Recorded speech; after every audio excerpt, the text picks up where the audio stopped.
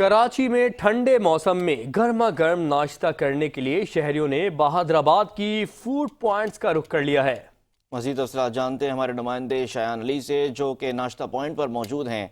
शयान, बताइएगा कि कितनी बड़ी तादाद में आप फैमिली को देख रहे हैं नाश्ता पॉइंट्स पर? हाँ जी, देखिए हम शहर कराची में मौसम ठंडा हुआ है तो वहीं गरम गरम हलवा पूरी और उसके साथ साथ जो है वो गरम गरम पराठों से लुत्फ़ होते शहरी जो है वो इतवार के रोज़ को जो है एंजॉय करते दिखाई दे रहे हैं। इस वक्त मैं मौजूद हूँ कराची के इलाके बहादुराबाद में, जहाँ पे जो है हमें फूड स्ट्रीट में अच्छा खासा रश दिखाई दिया गया है।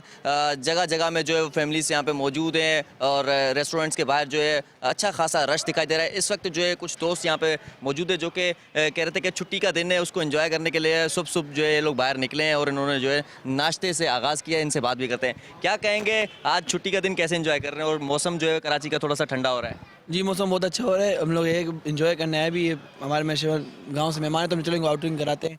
हम लोग भी डीजे से गए थे तो वहाँ से आए भी हम लोग। तभी दोस्त हैं आप लोग आपस में? सब दोस्त में, ये मेरा कज़न है, ये गाँव से आए भी। नाश्ता कैसा किया है? नाश्ता बड़ा वीआईपी था, अच्छा था नाश्ता यहाँ का। जी हाँ जी, बिल्कुल। जैसे कि आपने देखा कि इनकी जानब से कहा जा रहा है कि दोस्त हैं, मिल के आए थे, इन्होंने प्लान किया था कि आज जो है इतवार के रोज़ को एंजॉय करने के लिए सुबह का आगाज़ नाश्ते से करेंगे और गरम गरम हलवा पूरी और उसके साथ जो है पराठों से इन्होंने आगाज़ किया है और इस वक्त जो है यहाँ पे मौजूद है। और इनकी जानब से कहा जा रहा है कि ये जो है रवायत इसी तरह जारी रहती है और कोशिश रहेगी कि दोस्ती इसी तरह जारी रहे, इसी तरह जो है इनकी आउटिंग भी जारी रहे। जी।